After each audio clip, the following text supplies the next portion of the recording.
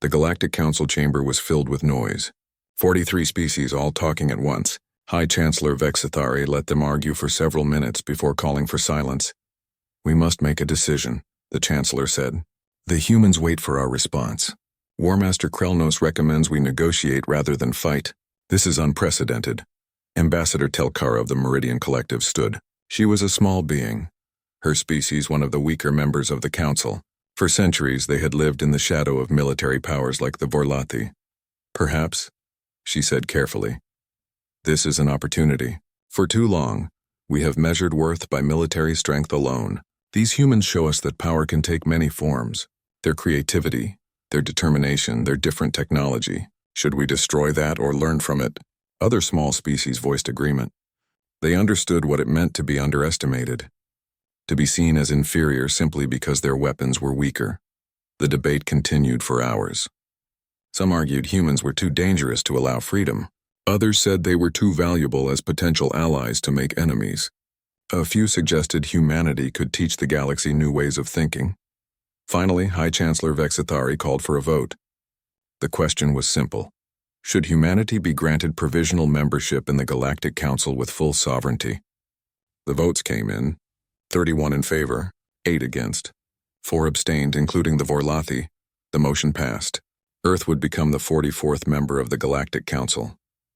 The fastest elevation in Council history. Back in human space, Admiral Kim received the news. Captain Park stood beside him as they read the Council's official statement. "We did it," Park said quietly. "Humanity has a seat at the galactic table." Kim felt a weight lift from his shoulders. They had faced impossible odds and found a path through. Not through surrender and not through war. Through strength and wisdom combined. War Master Krelnos contacted the Indomitable directly. "Admiral Kim, the Council has spoken. Your species will be recognized. I am authorized to escort you to Velthera Prime for formal ceremonies." "We accept," Kim replied. "It will be an honor." There was a pause. Then Krelnos said something unexpected. "Admiral, I have fought for 60 years. I have faced many warriors, but I have never met any who could make my entire fleet stop with words and will alone. You and your crew have earned my respect. Thank you, War Master. I hope this is the beginning of understanding between our peoples."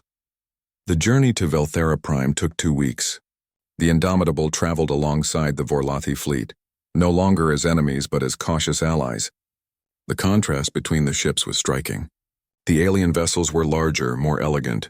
The human ship was compact, efficient, built for purpose rather than show, but appearances no longer mattered. The galaxy had learned that human engineering was different, not inferior. When the Indomitable docked at Velthera Prime, Admiral Kim led a delegation of 5 officers. Captain Park, Dr. Kang, Lieutenant Lee, Chief Engineer Choi, and Commander Han. Together they represented humanity to the galaxy. The council chamber was overwhelming. Beings of every imaginable form filled the great hall. Some breathed oxygen, others methane. Some were solid, others energy. But all of them watched as the humans entered. High Chancellor Vexithari spoke. "Admiral Tae-Yang Kim of Earth, your species has demonstrated qualities we value. Courage, innovation, and wisdom to choose peace over war when possible. The Galactic Council welcomes humanity as equal members." Kim stepped forward. Dr. Kang had helped him prepare a speech, but now, standing before the assembled galaxy, he decided to speak from his heart. "Thank you, Chancellor. Humanity comes to the stars not as conquerors, but as students. We have much to learn from the galaxy, but we also have much to share. Our history taught us to survive against difficult odds, to find solutions when none seemed possible, to value freedom above all else." He looked around the chamber. "We look forward to the day when human children study alongside your children, when human scientists work with your scientists, when all of us together face the challenges of the universe as partners." The chamber erupted in various forms of approval. Some species clapped, others made musical sounds. A few glowed brighter. In the following weeks, the first exchange programs began. Human engineers traveled to alien worlds to learn FTL technology. In return, alien scientists came to Earth to study human kinetic weapons and shield technology. What surprised everyone was how much the aliens had to learn. Human approaches to problems were often completely different. Where aliens used energy weapons, humans perfected kinetics.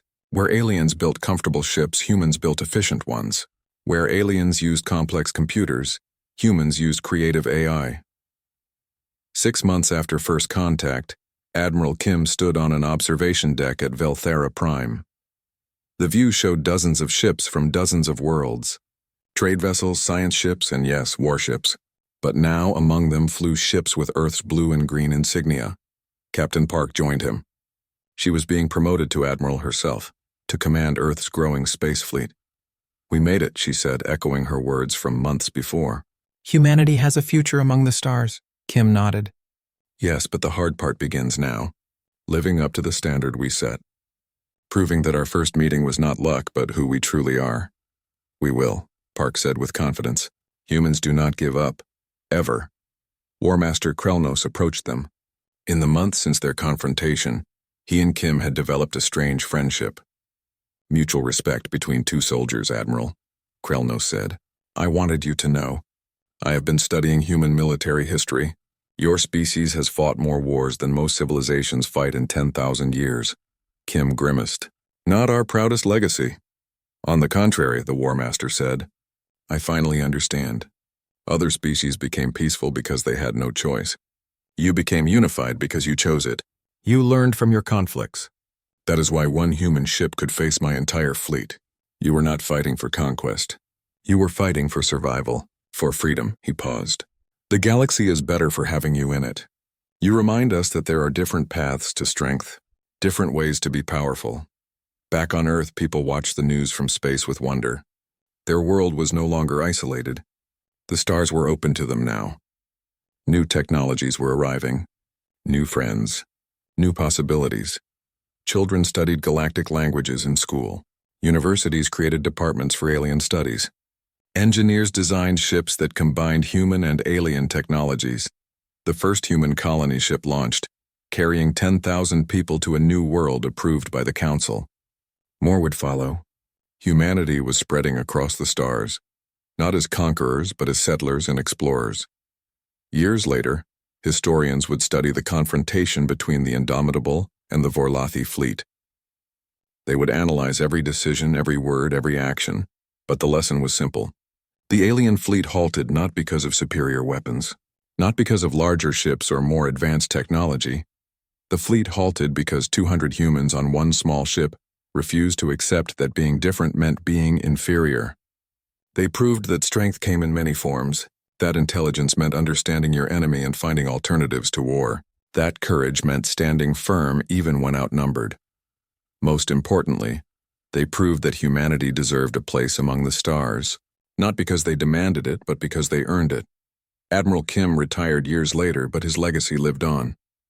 The UNS Indomitable was preserved as a museum ship, a reminder of the day humanity joined the galactic community. On the ship's bridge, a plaque was installed. It read simply, "Here 200 humans faced 300 warships and chose courage over fear, wisdom over violence, and earned humanity its place among the stars." And every year, on the anniversary of first contact, humans and aliens alike gathered at Velthera Prime to celebrate. Not a military victory, but something more important. The day the galaxy learned that respect could not be demanded or taken by force. It had to be earned. And humanity, against all odds, had earned it. The alien fleet halted at their first glimpse of a human warship, but what really stopped them was their first understanding of the human spirit. Part 1. The sun was setting over Haven's Edge, painting the sky in shades of orange and purple. Mina Kim sat on a smooth rock near the edge of the colony, her legs swinging back and forth as she watched the strange birds fly home to their nests.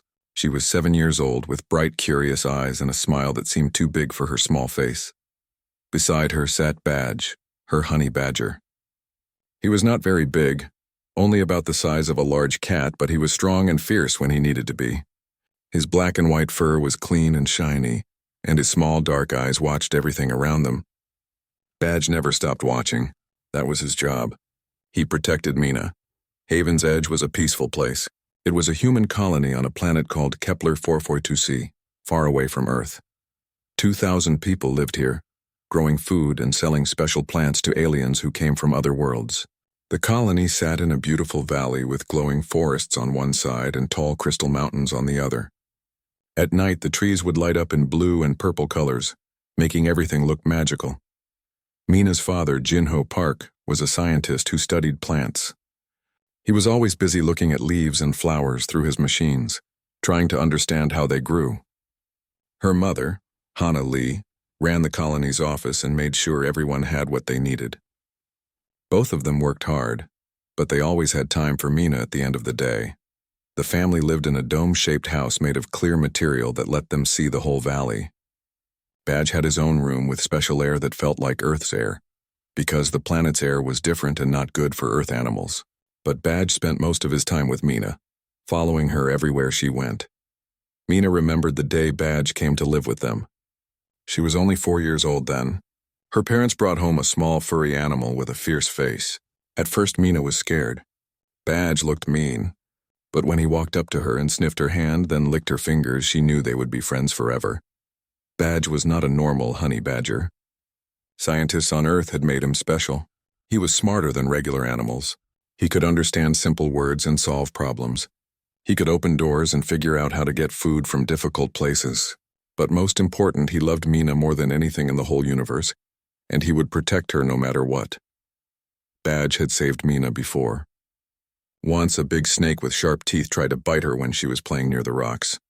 Badge attacked it so fast that Mina barely saw what happened. Another time, a large bird with metal-like feathers dove at her from the sky.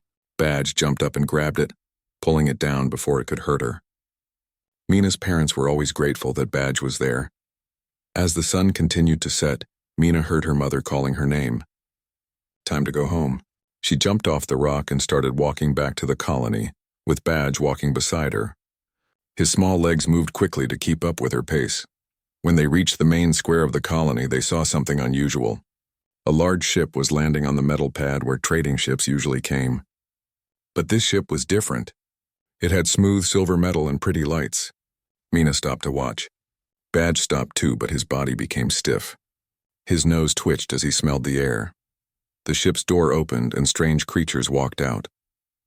They were tall, with purple skin and 4 arms. Mina had seen them before.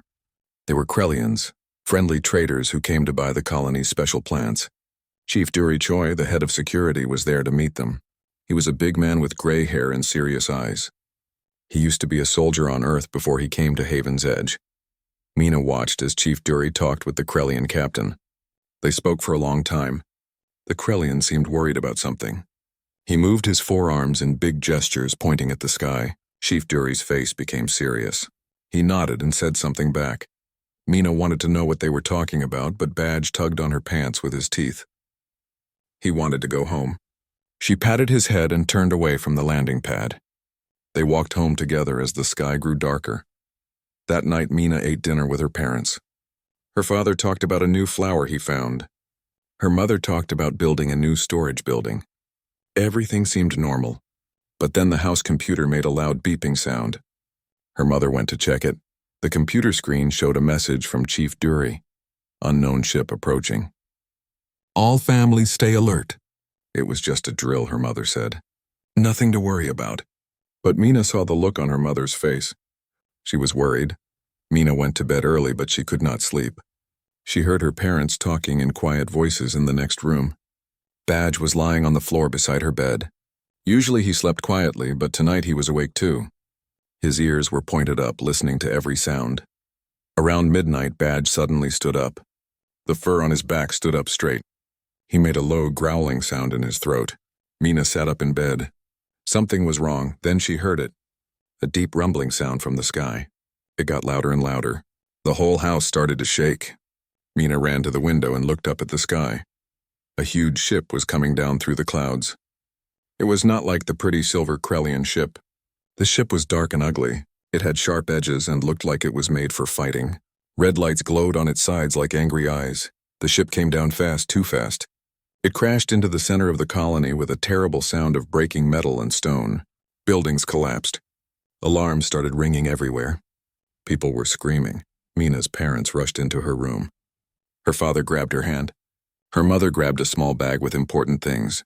Badge was already at the door waiting for them. Through the clear walls of their dome house, Mina could see the dark ship. A door on its side opened. Something was coming out. No, not something. Many things. They were huge creatures, much bigger than humans. They walked on two legs like people, but they had scales like reptiles. Their skin was black as midnight and red lights glowed on their bodies in patterns. They had 4 eyes that could see in all directions at once. One of the creatures threw back its head and made a terrible roaring sound. It was a hunting call. Mina knew this somehow deep in her bones. These creatures were hunters, and the colony was now their hunting ground. Badge growled again, louder this time. He pushed against Mina's leg, trying to move her toward the door. Her father pulled her along. They had to run. They had to hide. But as Mina looked back at the huge dark ship and the terrible hunters spreading out through the colony, she knew that nothing would ever be the same again. The peaceful life at Haven's Edge was over. The nightmare was just beginning. The huge dark ship sat in the middle of the colony like a giant predator. Smoke rose from the broken buildings around it. The creatures that came out of the ship stood at least 8 feet tall. Their black scales reflected the colony's lights, and their 4 red eyes glowed in the darkness. One of the creatures stepped forward. He was bigger than the others, with old scars crossing his scales. He wore metal armor that had marks from many battles. This was their leader. His name was Ragthos, though the humans did not know this yet. Chief Dury ran to the landing area with 10 other security guards. They carried weapons, but they looked small compared to the giant aliens. Dury held up his hand in a peaceful gesture. Ragthos looked down at the human. When he spoke, his voice was deep and rough like rocks grinding together. A small device on his armor translated his words into human language. "We are Draconath. This colony is now our hunting ground. You humans are soft creatures with no claws, no fangs, no armor. You will make good sport for our warriors. We give you 1 hour to run and hide. Then the hunt begins. If we catch you, you become our trophies or our slaves." Chief Dury's face turned red with anger. "This colony is protected by Galactic Council law. You cannot attack us." Ragthos made a sound like laughing, but there was no humor in it. The Draconath were thrown out of the Galactic Council. "We do not follow their weak laws anymore. We follow only the law of the hunt. Run, little human. Your hour starts now." One of the Draconath warriors raised a large weapon and fired it at the colony's communication tower. The tower exploded in bright light and fell down in pieces. Now the colony could not call for help. No one would know what was happening here. Dury knew they could not fight these creatures and win. "Everyone run," he shouted. "Get to the forests. Hide wherever you can." People started running in all directions. Parents grabbed their children. Old people moved as fast as they could. The Draconath watched and waited, enjoying the fear they caused. To them, this was entertainment. This was sport. Jinho grabbed Mina's hand and pulled her out of their house. Hana was right behind them with the emergency bag. Badge ran beside Mina, his small body low to the ground, his eyes watching the Draconath.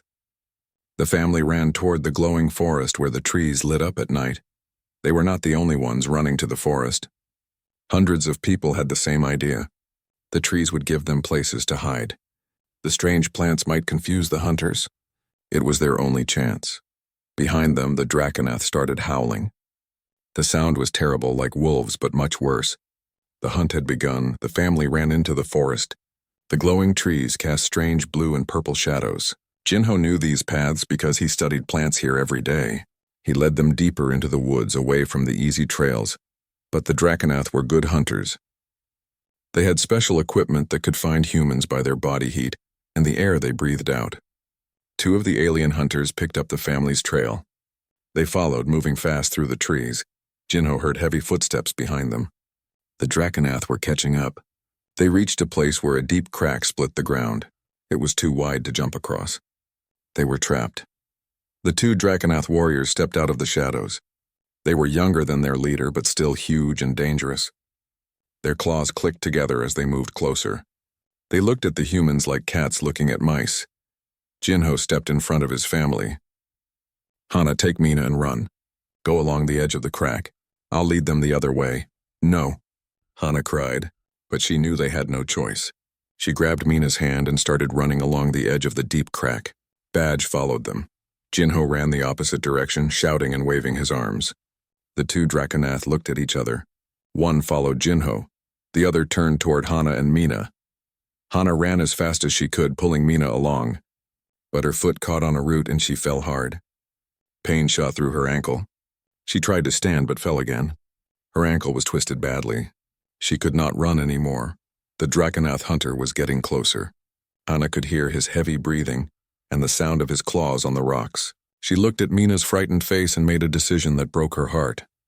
"Mina, listen to me," she said quickly. "See that small hole in the rocks over there? You and Badge can fit inside. Go there and hide. Be very quiet. Don't come out no matter what you hear. Promise me." "Mommy, no." Mina was crying now. "Promise me," Hannah said more strongly. "Badge will protect you. Go now." She pushed Mina toward the small cave opening. It was barely big enough for a child to squeeze through. Badge understood what was happening. He grabbed Mina's shirt with his teeth and pulled her toward the cave. Mina was crying, but she crawled inside with Badge pushing her from behind. As soon as they were inside, Hannah stood up on her hurt ankle and limped away in a different direction. She left clear tracks in the soft ground. She made noise on purpose, breaking branches and kicking stones. The Draconath hunter saw the tracks leading away from the rocks. He smiled, showing rows of sharp teeth. He followed Hannah's trail. A few minutes later, Mina heard her mother scream. Then there was only silence. Inside the small cave, Mina buried her face in Badge's fur and cried. Badge stayed perfectly still, but his whole body was tense. He was listening and smelling everything. After a long time, Mina's crying became quieter. She was exhausted from running and from fear. The cave was actually a tunnel that went back into the rocks. There was a bigger space in the back where Mina could sit up. Some glowing moss grew on the walls, giving a little bit of light. It was cold and damp, but they were hidden. Badge moved to the entrance of the cave. He sat there like a statue, watching and listening. His ears turned to catch every sound. His nose twitched, learning all the smells. If anything dangerous came close, he would know. Outside, the night grew darker. Mina could hear terrible sounds in the distance, screams, roars, the sounds of the hunt. She hugged her knees and tried to be brave, but she was only 7 years old and she was more scared than she had ever been in her life. "Badge," she whispered. "I'm scared." Badge turned his head to look at her. In the dim light from the glowing moss, his eyes were bright and alert. He made a soft grunt, then returned to watching the entrance. His message was clear. He was here. He would protect her. Nothing would get past him. Mina crawled forward and hugged Badge from behind.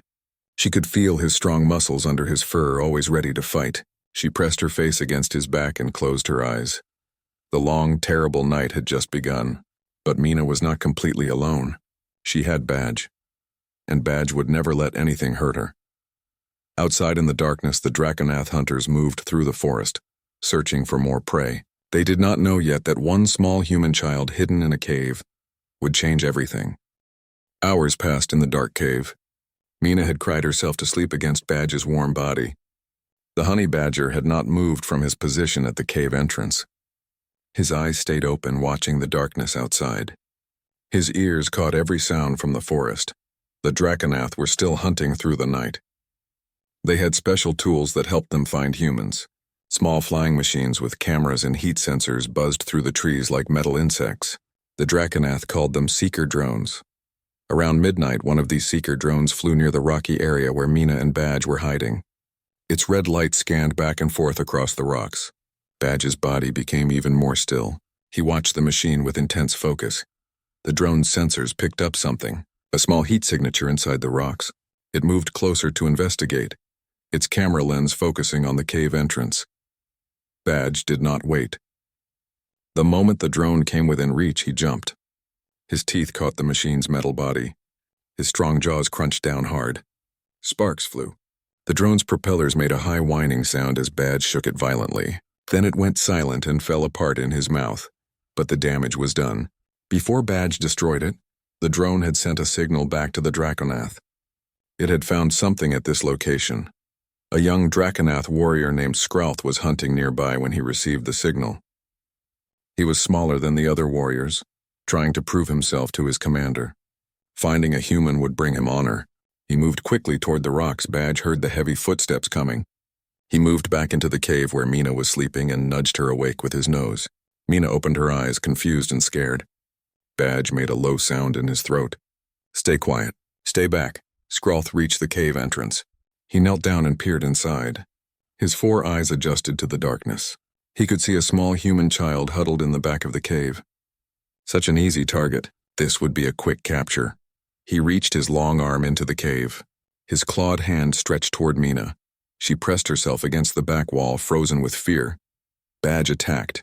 He moved so fast that Skrulth did not see him coming. Badge's teeth sank into the Draconath's arm right at the joint where the scales were thinner. Skrulth roared in pain and tried to pull his arm back, but Badge held on with the strength of his powerful jaws. Honey badgers are famous on Earth for one thing.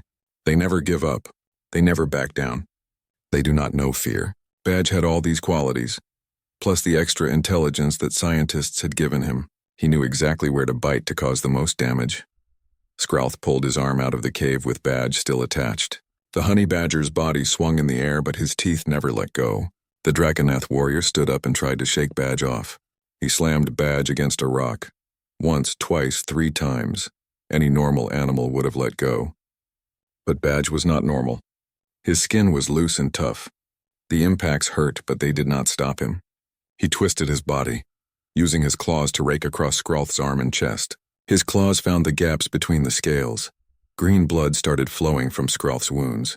The warrior's roars of anger turned to roars of pain. He grabbed Badge with his other hand and threw him hard against the ground. Badge hit the dirt but bounced back up immediately. Before Skrulth could react, Badge was attacking again. This time, Badge went for the throat. He jumped high and latched onto Skrulth's neck. The Draconath's scales were thick there, but Badge's teeth found the soft spot under the jaw. Skrulth's 4 eyes went wide with shock. The fight became desperate. Skrulth fell to his knees, clawing at Badge, trying to pull him off. But Badge held on like death itself. His teeth dug deeper. Green blood poured down the Draconath's chest.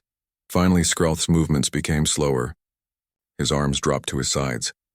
His 4 eyes closed one by one. The young warrior fell forward onto the ground. He stopped moving. Badge let go and stepped back. His white and black fur was now covered in green blood. He had wounds on his side and shoulder where Skrulth had hit him, but he was alive. The Draconath was not. Inside the cave, Mina had watched everything with wide eyes. She had never seen Badge fight like this before. She had never seen anything so fierce and brave in her whole life. Badge limped back to the cave entrance. Despite his wounds, he positioned himself there again. He would not move. He would not leave Mina unprotected. Far away in the dark ship, Commander Ragthos was watching his warriors' vital signs on a screen. Suddenly, one of the signals went flat. Skrulth was dead. Ragthos stood up from his command chair, shocked. A Draconath warrior had been killed. This should not be possible. Humans had no weapons that could kill his warriors. Ragthos pulled up the recording from Skrulth's armor camera. He watched the last minutes of the fight. What he saw made him angry and, for the first time in many years, a little bit afraid. A small earth animal had killed one of his warriors. It was not even as big as a Draconath's arm, but it had fought with more courage and ferocity than creatures 10 times its size. Ragthos called 3 of his best warriors, Veskra, Thrak, and Xyloth. These were experienced hunters who had killed dangerous prey on many worlds. He showed them the recording. "Find this creature and the human child," Ragthos commanded. "Kill the animal. Bring me the child. And be careful. This is no ordinary pet." The 3 warriors left the ship and headed toward the location where Skrulth had died. They moved carefully now. The hunt had become serious. Back at the cave, Badge knew they had to move. His senses told him more hunters were coming. He went back into the cave and nudged Mina. She understood. They could not stay here. Mina crawled to the back of the cave where the tunnel continued. Badge followed, turning back one last time to look at the dead Draconath outside. Then he followed Mina into the darkness. They came out of the tunnel on the other side of the rocky hill. The glowing forest stretched out before them. Dawn was still hours away. They had to find a better hiding place before the 3 new hunters arrived. Badge sniffed the air and chose a direction. Mina followed him, holding onto his collar. She was cold and tired and scared, but she trusted Badge completely. He had saved her once. She knew he would save her again. They moved deeper into the strange glowing forest. Behind them, the 3 Draconath hunters reached the cave and found their dead companion. They examined Skrulth's body with growing respect. Whatever killed him had been a true warrior. Veskra, the leader of the 3, spoke quietly. "The small beast fights well. We must not underestimate it like Skrulth did." Thrak and Xyloth nodded. They began following the trail that Badge and Mina had left. The hunt continued, but now the hunters were no longer sure they would win. In the glowing forest, Badge found a hollow inside an old tree. It was bigger than the cave, with more room to move. He guided Mina inside. She collapsed on the soft moss that grew there, exhausted. Badge sat at the entrance, watching and listening. His wounds hurt, but he ignored the pain. He had one job: protect Mina. Nothing else mattered. The long night was not over yet. More danger was coming, but Badge was ready. He would fight as many times as he needed to. He would never stop protecting his human. Badge rested for only a few minutes inside the hollow tree. His enhanced intelligence told him that staying in one place was dangerous. The 3 hunters would track them here eventually. He needed to change his strategy. He looked at Mina sleeping on the soft moss. She was exhausted and could not run anymore. But Badge could do something else. He could hunt the hunters. Badge nudged Mina awake gently. When her eyes opened, he made soft sounds to calm her. Then he showed her that she needed to stay here, hidden deep inside the tree. He pushed leaves and moss around her to hide her better. Mina understood. She was scared, but she nodded. "Be careful, Badge," she whispered, hugging him one more time. Badge licked her hand, then turned and left the hollow tree. The glowing forest was still dark, but dawn would come soon. He had work to do before the sun rose. The 3 Draconath hunters were moving through the forest, following Badge's scent trail. Veskra led the way, using a scanner that detected body heat and movement. Thrak and Xyloth followed on either side, their weapons ready. What they did not know was that Badge was now hunting them. Badge had learned the forest well during his time protecting Mina from local animals. He knew which trees had strong branches. He knew where the ground was soft and where it was hard. He knew where water flowed and where rocks created narrow passages. Now he would use all this knowledge. He circled around behind the hunters, moving silently through the shadows. His first target was Veskra, who was in the front. Badge climbed a tall tree with glowing blue leaves. He moved along a branch that stretched over the path where Veskra would pass. Badge waited with perfect patience. Minutes passed. Then he heard the heavy footsteps. Veskra walked below the branch, his eyes focused on his scanner, looking at the ground for tracks. Badge dropped from above like a stone. He landed on Veskra's head, his claws digging into the alien's face. Veskra roared in surprise and pain. Badge's teeth found the warrior's eyes. In seconds, Veskra was blinded. Green blood ran down his face. Veskra stumbled backward, screaming. He pulled out his weapon and fired wildly in all directions. Energy blasts hit trees, setting them on fire. The forest started burning around him, but Badge was already gone, disappearing into the shadows before the other 2 hunters could reach Veskra. Thrak and Xyloth ran to help their companion. Veskra was alive but useless. He could not see. He could not fight.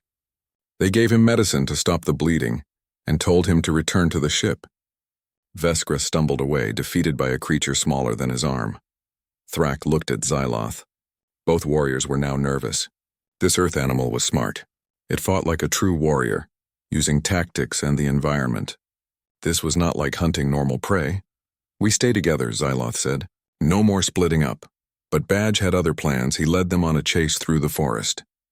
He would appear briefly, making noise to get their attention, then disappear before they could catch him. He was tiring them out, making them frustrated and angry. Angry hunters make mistakes. Badge led Thrak near a waterfall that fell into a deep pool. The water glowed with the same blue light as the trees. Thrak followed the sound of Badge's movement, his weapon raised and ready.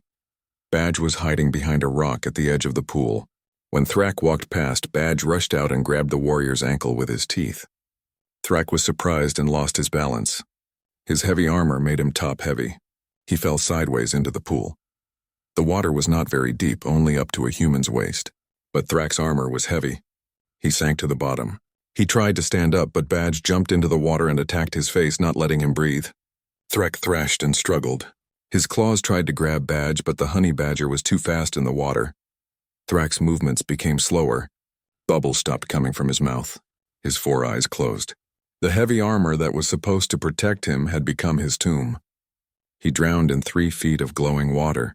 Badge pulled himself out of the water, breathing hard. He had wounds from Skralth's fight that were bleeding again. His body hurt all over.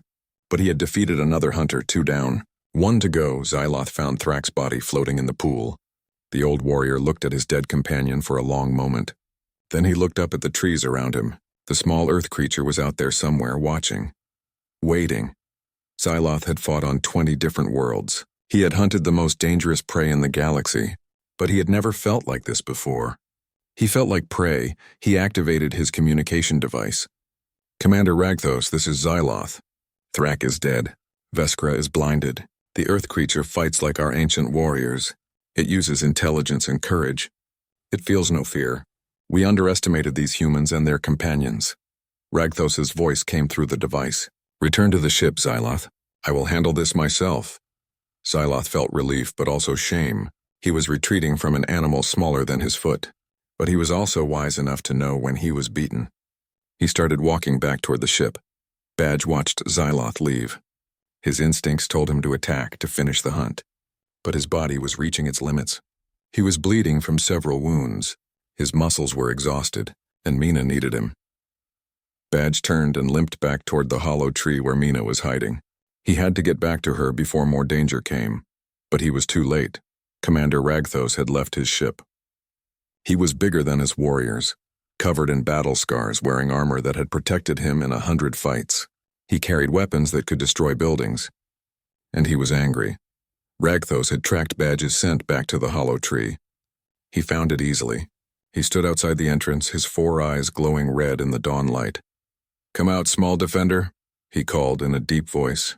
"Your warrior's death will be honored. You have fought well, but this ends now."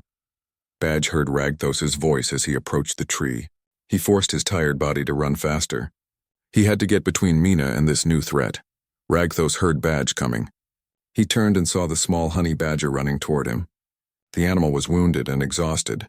This would be easy, but Ragthos had learned to respect this creature. He raised his weapon and fired.